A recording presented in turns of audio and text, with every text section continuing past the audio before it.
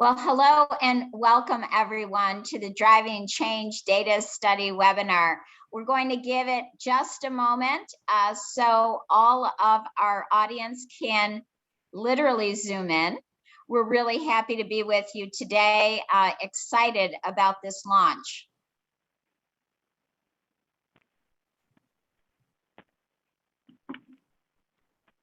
And please do use the chat feature for any comments or questions. We will have time at the end of this very interactive webinar for your feedback, your comments, and your questions. That's what this webinar is all about. We want to make you comfortable. We want you to be great ambassadors for the Women in Insurance Initiative so we can really make some action and change with our data.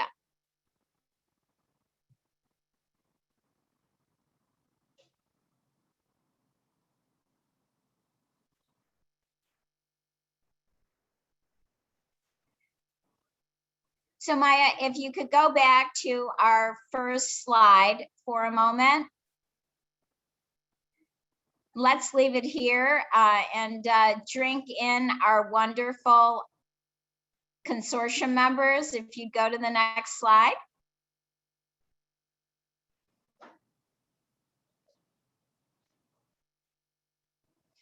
So I'm going to say an official warm welcome from the Women in Insurance Initiative. We are at this webinar officially kicking off our Driving Change Data Study. So thank you all for being part of this, part of our movement, part of our journey. My name is Margaret Ressi-Milkent, and I am the very honored chair for the Women in Insurance Initiative of Million Women Mentors STEM Connector. Here at WII, we're all about growth. We're all about action. Anything I've ever been involved with in insurance has always been action oriented. And my colleagues here today on our webinar know that. We are committed to action.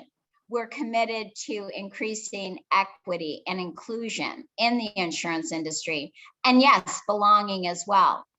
Our consortium members that are listed here on our slide are really the heartbeat of this organization. So a big, big thank you to ACLI, Accord, the Actuarial Foundation, Country Financial, Diversified Search Group, Luther Pendragon, MEMIC, NFP, Plus Ultra, RSG, and last but not least, Verisk. We're excited to talk to you today about the Driving Change Data Study, which we are launching now. This is our second data study. We did an inaugural study in 2019, which we believe was groundbreaking. It was the first study of its kind that was fact-based, and we had some tremendous learnings. And we really believe that we need new, fresh learnings in 2021 so we can understand the current state of women in insurance as we exit this global pandemic. It's an exciting time for us. So let's take a look at the next slide. And this is a slide that I'm going to encourage you all to be a part of. We want this data study to be in the news, our new data study. In 2019, we got a lot of press. We got a lot of amplification because people were hungry to have a fact-based study. They were interested in the lessons that we shared, the aha moments that we had from our study. So we hope, and crossing our fingers with your help, we will have an important, groundbreaking study once again with Driving Change. I am very delighted to pass the mic now to Barbara Ingram from Verisk, who is a member of our consortium group, one of our key leaders, and she is going to guide us today on what the Driving Change Data Study is all about. She's going to make it fun. She's going to make it interesting. She's going to make it user-friendly, because we want you as our ambassadors to go out into your organizations and say, yes, we need to be a part of this. So Barbara, over to you. Thank you, Margaret. And welcome to everybody today. I'm so glad you've been able to join us. I'm going to give you some background. We are very pleased that we will be doing this second Women in Insurance data study. And I'll tell you a little bit about it in a minute, but some background first. The insurance industry, I mean, all of us are in insurance, I believe, but still there's some things that's useful to know about it. The industry has always been very data heavy. We're the original big data industry. And as insurance evolves to improve customer experience and profitability, it's becoming much more digital. There's an increasing use of machine learning and artificial intelligence. We have actuaries, data scientists, data management specialists, CX, UX specialists. All of these roles are going to grow. And in the meantime, we do have difficulty attracting talent into the insurance industry. The industry isn't necessarily well understood, or the joy of being in the insurance business is not necessarily well understood by people sitting outside of our industry. And so it's not everybody's first choice when they think about, where will I find a job? So having said all of that, there are more women than men in our industry, and those women are not equally represented in leadership roles. So why is that important? Well, because if insurance is going to meet the talent and skills of the future, we need to be considered a viable career choice for 100% of the available talent pool. So the women in STEM, as well as the men in STEM, need to both consider that insurance will be a valuable career choice for them. And talented women data scientists and software engineers are going to go where they think they have the best career choices, and we need to be able to compete. So let's talk a little bit about the data study. And why did we do a data study? When we looked at the universe, we saw that there were a lot of studies that focus on women in finance and other technical industries, but not necessarily the insurance industry itself. And we do feel that we're slightly different in our industry from others. And when we did look at the studies, there's a lot of sentiment-based or attitudinal-based questions. So those are very valuable in helping you understand how women feel about their prospects. But we're a data-based industry, so we wanted to actually know factually, what does that landscape look like for women? So we completed the data study in 2019. So actual industry statistics, focused on insurance rather than broader financial services. And there are insights in here that can lead to action. So Maya, let's go to the next slide. So some of the key findings from our inaugural study, things that we sort of knew, but now we actually have it factually represented. Women outnumber men in insurance, but are underrepresented at the higher ranks. Men begin to outnumber women there was a crossing point where men start to do better than the women. And the salary level is at $100,000 to the $119,000 salary band. We also have an interesting situation where women are very loyal. 62% of the employees with more than 20 years at an insurance company are women. So what we have is more women in the industry, not necessarily advancing to higher rank and staying longer with their employers, but that does not necessarily translate into a more powerful career for them. So Maya, let's look at the next slide. So this is really interesting. Well, if those of you who follow Sheryl Sandberg and the Lean In, and the Wall Street Journal puts out studies every October, and what we found a couple years ago, the big insight for this overall study was that where women start to drop off is at the first level manager level. So in the insurance industry, we don't look that way. What we see is there are an awful lot of women at the lower levels of the organization. So here on the left of your screen, you're seeing part-timers. So those are heavily women represented, which would make sense. You've got people who have requested part-time work for various reasons. Then we have our entry level, more women than men. And then we have the first level manager. And we still have more women than men. And it's possibly because we have so many women at the lower levels of the industry. It is easier for a woman to get that first level position. But where you see it drop off is that very next point. So we have like this big X, because at the manager of entry-level manager position, now all of a sudden the men are starting to move ahead, and it continues all the way up through to the top levels of the organization. So Maya, let's move to the next slide. Let me also, one other point from that survey. I think I'm missing a slide, but we also looked at the salary levels, and we see the exact same X that we see in the ranking slides, where there are more women than men at the lower levels of the organization, more men than women at the top levels of the organization, and the lines cross like an X at the $100,000 to $120,000 salary band. So it's pretty clear where a lot of women in the industry, 55 to 45, but they're not necessarily moving ahead. And this is what we need to change. So so with the survey, let me tell you a little bit about the specifics of the survey. We are looking for fact-based information from HR. So questions are things such as how many employees, and of what gender at each overall, and at different salary and job rank bands. So things are grouped into bands. We're not looking for individual level information, but just aggregate data within groupings. We're looking for your tenure with the company. We're asking for nationality and ethnicity. And we also have some specific questions about the company diversity efforts. The data is all aggregated at the company level and not at the individual level. At this point, we're only looking for US-based data. We're not going to, we have ambition that we'll be able to expand this to Canada, UK, Europe, and beyond over time. But at the moment, we're looking for US only. And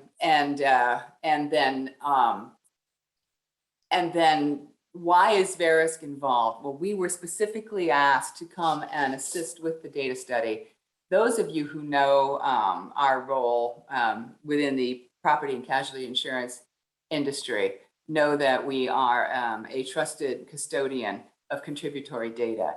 And that is the same, we are going to take our same approach to this data that we take to all of our contributory databases that we are the custodian for. So we will have we'll have secure data transfer. We will have a very, very small team who will work on this. We're not going to reveal any information. We will provide all of the or any individual company information, and we'll provide all the support that you need to be able to submit data to the study. The technical questions about the data submissions and things of that sort will come to us. But the Women in Insurance Initiative, the consortium leaders will be able to answer questions about the survey and the structure. So let's look at the next slide. So we are launching it now, and we'll collect the data between now and the middle of February, with the idea of being able to release the results by April 1st. As I mentioned already, all data will be kept completely confidential. We have actually never revealed without permission the name of any participating company in the survey. And all of the data that we show is aggregated in such a way that it's not possible to go back and figure out which companies contributed to which data point. And this is another thing that we will do. We're looking to get more participation in the study than we had last time. And that what ideally will help us go into a deeper level of insights. When the more data we have, the more statistically significant signals you can find in that data, and it will give us more insight into what we need to do. we do feel like we were very successful getting key insights. The fact that we can pinpoint the exact place in the hierarchy where the men start to outnumber the women gives you an excellent starting point for focusing your diversity efforts. So we do feel that that the insights are very actionable, but as I said, the more data we get, the deeper we could potentially go with insights. So with that, I think I will be handing this off to Lee now. Am I correct? I believe so. And Barbara, thank you. Thank you so much for that overview and really the perspective. We will have time for questions, but I do want to say to everyone on this call and beyond, there is no cost to participate. Okay, there is absolutely no cost. So we really welcome your engagement so we can learn together. And Lee, I say a warm welcome to Dr. Lee Nunnery. Thanks, Margaret. It's great to be here with you as always. And Barbara, that was a phenomenal overview of the study. I've just got a few words to say, and I'll get out of the way, but this is really important. The reason why, when I was asked almost 2 years ago to join the initiative, I was eager to do so because not only the collection of data and trying to get real quantitative, crisp information is important, but in order to make any type of change, we really have to have a sense of a baseline. And what I've been finding in my consultation with companies and doing my own research is that while there's general agreement on the value of diversity, equity, inclusion, and even general agreement on the definitions of those words, there is a lack of real quantitative longitudinal data that determines what's working. And you see the 4 examples, the bullets. What really are the correlations between DEI and revenue growth or customer retention, market penetration, brand equity? We haven't really drawn those conclusions yet. So data is really going to be important. How will you know if this is enhancing your bottom line, or is DEI just a loss prevention issue? And that's interesting because it takes it from a positive to a negative stance, a defensive stance. You know, are insurance professionals for underrepresented groups succeeding? We don't really know very much in terms of promotions, compensation, talent velocity, new opportunities. If DEI now, as it's interpreted and understood and everybody's embraced it, they've changed their logo to represent a certain month of the year, but we don't know if folks are moving through their careers at an adequate pace and or where they need the support in order to make those moves. And it's not just making more money or a greater title, it's also having a sense of ownership in the business. I think what Barbara said, you know, the 45 to 50-year-old women who are in the previous study have clearly at that sweet spot of their career knowledge and their contributions. And yet there's a fall off in terms of compensation and promotion. And then this last point is also important to me. You know, in a separate study, we asked a number of P&C insurers, you know, if you had a DEI strategy or philosophy, and they all raised their hands and said, oh, of course we do. How closely is DEI monitored? Well, the board asked questions, but is the CEO basically being tied to any of those questions? Is there any action coming out of that? Not necessarily. Are you using DEI again as a defensive posture to avoid D&O and EPL claims? Or is it a positive contributor to the culture, particularly during COVID, particularly with all the other issues we're dealing with? So this study, this next data insights, is going to help inform some of the answers to these questions. Let's go to the next slide. And I'll say, as somebody who's deeply immersed in this, there is a sense of DEI fatigue. I think if we were being honest, we would say that, you know, we've heard a lot about this. George Floyd was last year. There are so many more pressing issues. Don't we all get it?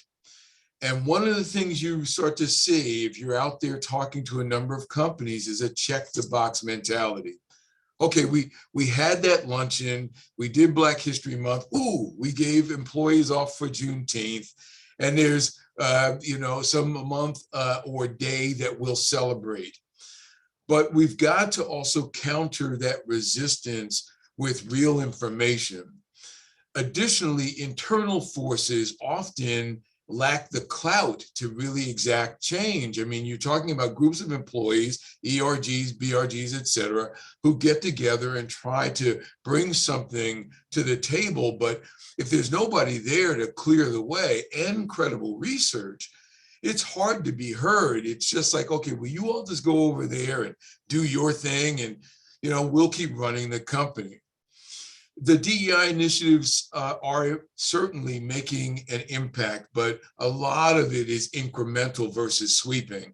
And so what this data helps us do is recognize that it's got to be a progression, an ongoing conversation at every level and across all dimensions of diversity, not just race or gender. But in this case, with the Women in Insurance Initiative, it's really focused on this one industry that has so much potential for doing well, but also doing good, that we need the data to inform that. And that's why everybody, your participation is important.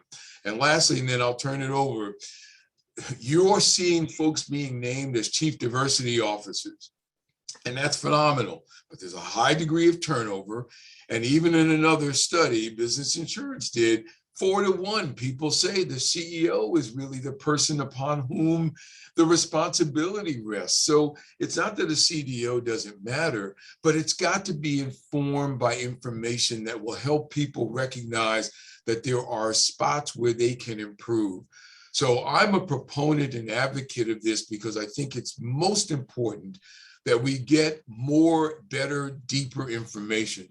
And Margaret, I'll turn it back over to you, but I'm excited and I'll do my part to encourage as many participants as possible in this new study. Lee, thank you so much for your insights and really the weaving that you've done. This journey metaphor is so important because there's not a beginning, a middle, and an end here, everyone. We are on a journey, and this is our next step. And I'm going to turn over to Catherine Lamson, who is one of the pioneers and founders of the Women in Insurance Initiative. So Catherine Lamson of MEMIC, I turn over to you for your wisdom and your leadership. Thanks, Margaret, and thanks, Lee and Barbara. I guess I'm the caboose on the train here. Our data initiative is critically important to the work that we're trying to do. We need to make meaningful changes. Our job is to collect this data and use it so we can perpetuate our industry and the movement of women in our industry. So what can you do to help? Well, one of the things you can do is network. One of the greatest projects that we've engaged with for the Women in Insurance is our networking. And we need to network with our colleagues. We need to reach out to those who maybe not in our companies, but our industry are, for me in property and casualty, maybe I'm going to reach out to my colleagues in health and life, the agents, the brokers, the people that we work with. They're interested in this as much as we are. This is a really great place, a safe place to put your information so that we can all use it. And let's face it, it's been 2 years. We want to know if we're making any progress. We had our inaugural study, and we know what that data shows us, and we're certainly willing to share it with those who were not part of that study earlier. But we want to know if we're making progress, and the only way to do that is to collect the data. I know when I brought the study to my division in HR, they looked at it and said, we don't have all that information. And my response back was, well, give us what you got. We are really happy to just take the baseline of what you have so that we can use that. It's really important that we have a robust data collection process. It's only going to make us better. So please, please, please, please network, encourage participation. Our industry is very old. It's required by law in some places. So it behooves us to get as much information as we can. This is a great place to work. This is a great place for women. This is a great place for career achievement.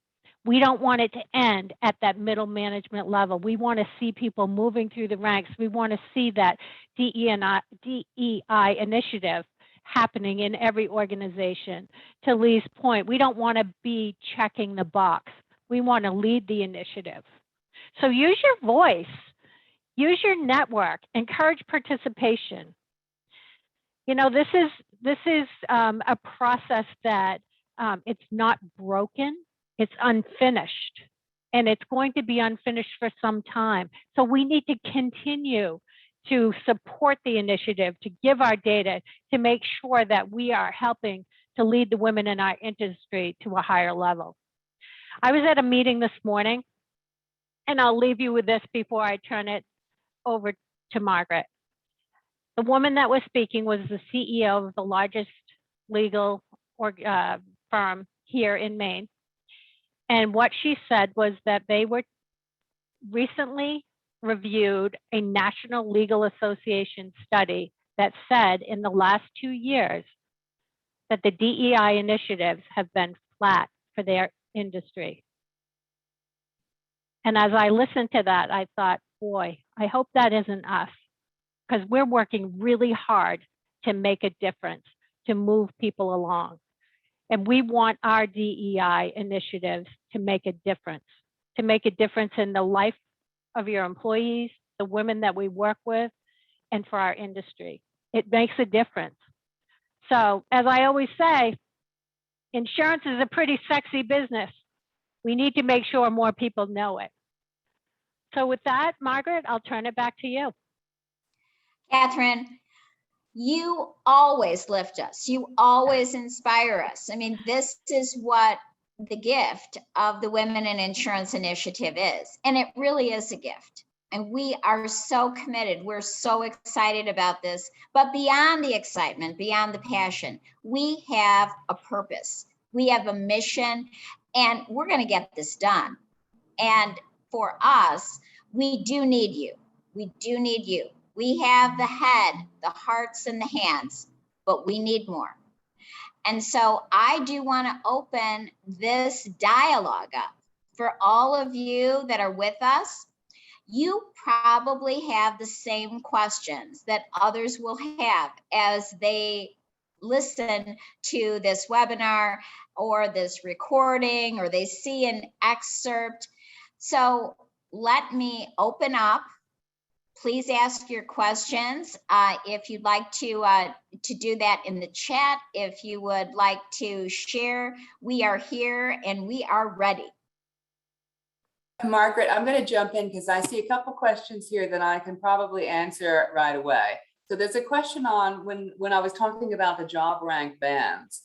So let me just say, it's actually, the bands are relatively wide and they're relatively generic, because what we're trying to do is to,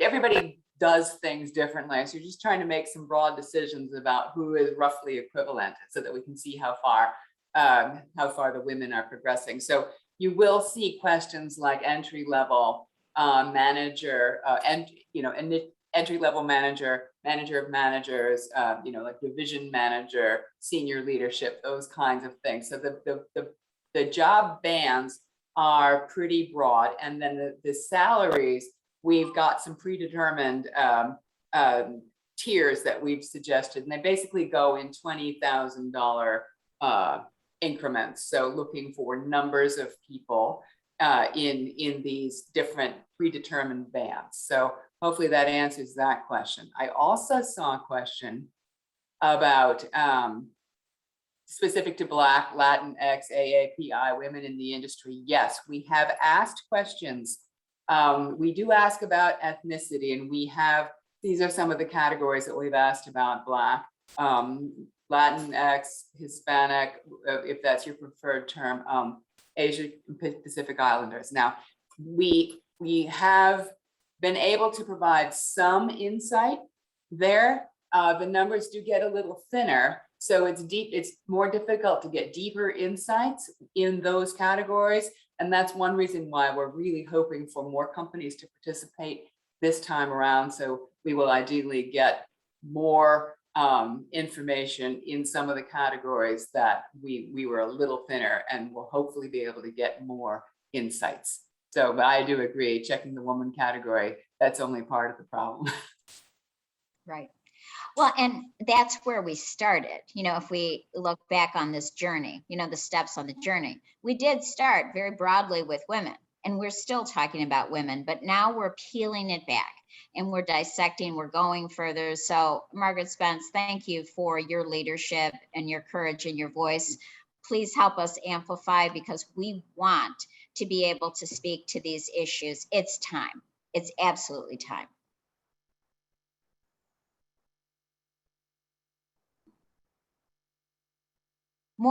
I see some great comments in the chat. Thank you. Intersectional. I think that is very, very true. That's what we're trying to do here. We're trying to do this weaving, my word to describe how we're pulling this all together. It's not a siloed exercise, everyone. It's learning and putting it together.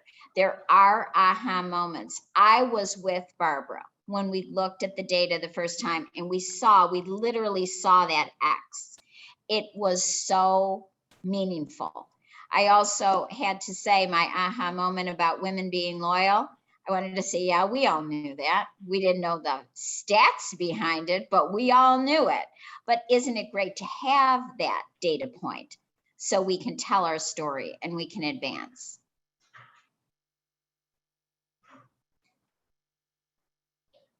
More comments, questions as we go forward. Barbara, I'm going to just go over to you for a minute on next steps. If I'm an employer and I want to get involved, what should I do next? Well, what we find is that the information is held by HR. So the path has been that those of us who are sort of out there connected to one another in the insurance world are the ones who are the champion within the organization. So you bring it back, and generally speaking, HR needs to get involved because they've got the data. They may have it electronically, they may have it manually, some of it they may not have. But as Catherine was saying, it's very important to just, even if you can only contribute into the broadest categories, it still helps us. There generally has to be, it will take a bit of a process. I think the role of champion becomes very important because there generally has to be a few levels of people that need to be persuaded to get on board and to participate. And that's one reason why we have allowed so much time, because we absolutely anticipate that the first couple of months for new participants will be built. There'll be an internal work to do within the company to gain the support to participate. So that's really what we have to do. But from a fact standpoint, there will be links on the website for us, our data team. We have so my colleagues, Tracy Spadola and Brian Seifert, are going to be handling the actual data collection. Brian is pretty much the point on all of this. And so his email will be available on the FAQ that will be on the website. The way to get in touch with us will be there. So you'll ask for a copy of the survey, and we'll just note that you've asked for it so we understand who has received survey requests. And then And then as you collect the data, you can get in touch with us. We'll set up a secure FTP mailbox for you and help work you through. If you haven't done it, we'll help you figure out how to get the data to us. And then our data team will do the analysis and we'll do the and we'll share the data once we've collected as much as we can.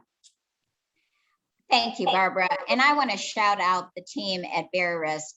Your team is amazing.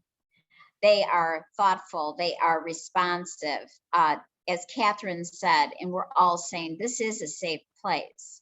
And Bear Risk is committed to us. As your team, all of us are here to field the questions. Most of your logistical questions are going to be directed to Bear Risk.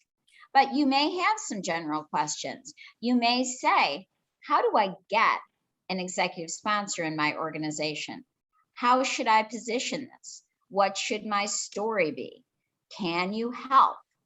We're very, very happy to join you, to be on a Zoom call, to share. We're going to share our slides. We're going to share information. We want to give you a toolkit that you can use to be effective. But we are your wing women and your wing men. We will be with you every step of the way. And this isn't a one and done. It is not. So I'm going to tell you all, it's a layering effect. It's introducing it, telling the story, letting it sink in, using the graphics. That X slide is so compelling. Using our webinar, and then using us, whatever we can do to help advance and help you get it over the line, we're here for you. I think we have some more questions. Margaret, I think, yeah, there's a question on US or international. We are only doing US right now. We do have ambition to expand internationally in the future, but for now it's only US data. And then is CSV format required? That's absolutely why Brian and his team are, they answer those questions. So we'll be able to get you that information. Good. Now, these are great questions. And I really want to thank all of you who are in the chat, who have been so supportive through this dialogue. And it really is a dialogue. We are excited about continuing this conversation. We're learning as we go. We really went out with the inaugural study, and there was a lot of hope, certainly a bit of strategy, but a lot of hope. We learned a lot in that inaugural data study. And what we want to do is take our lessons learned and get to the next level and drive the change and create those STEM on-ramps. And in the words of Catherine Lamson, insurance is sexy. We do have an opportunity to shine a bright light on this industry because we need it. We need to bring in fresh talent. We need it. We need it now. I feel it and see it every day, every moment of my waking hours. It's time. It's absolutely time. Any last comments before we give you back the gift of time? Catherine, Lee, Barbara, any closing comments, words of wisdom? Gee, I think I would suggest that we all get excited, get out there, build relationships, ask for the data, ask for help if you're having trouble getting the data. We're here to support you, as Margaret said. Reach out. We are all ready to give you whatever you need so that we can build our data initiative bigger and better. Remember, it's an unfinished initiative, so we need to work on it. Thank you, Catherine. Yeah, Catherine, I'd echo that. It's an unfinished initiative, and there are a lot of folks have questions. The important thing is for us to create the reservoir of knowledge from which everybody can draw and drink. So I'm all for it, and I'm sending out emails right now to folks to make sure they participate. Thanks, Lee. Yay. Thank you, Lee. Barbara? Now, just thank you all for your attention today. We're really excited about it. I just, you know, the truth is your friend, right? The more you know, even if the truth is ugly, like facing the truth, that helps you determine how to move forward. And you can only move forward from where you are. So that's what really excites me about this data study, is the fact that we are ideally getting a picture of where we are, where do we stand, and therefore, what do we need to do to move forward? And so I encourage all of you to get involved and to help us out with this. Now, my thanks to all of you as well. Maya, let's look at that last slide for inspiration. And we are all here. We will be sending out these slides. Amy Etten put her information in the chat.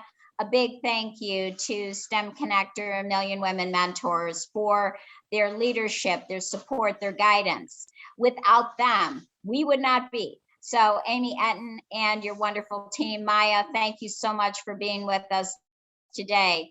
And please, you know, all of you, we know this is going to be a lot of work, but we're going to bring joy to it. We're going to bring joy. We're going to bring impact. We are going to drive the change, because we know if it's uncomfortable, we know we are driving change. And I feel it in my bones, every part of my being. I know we're doing the right thing. It's time, it's now, and let's do this. So I thank you all for being with us, and more to come. Thank you, everyone. Have a great day. Be well and be safe. Do good.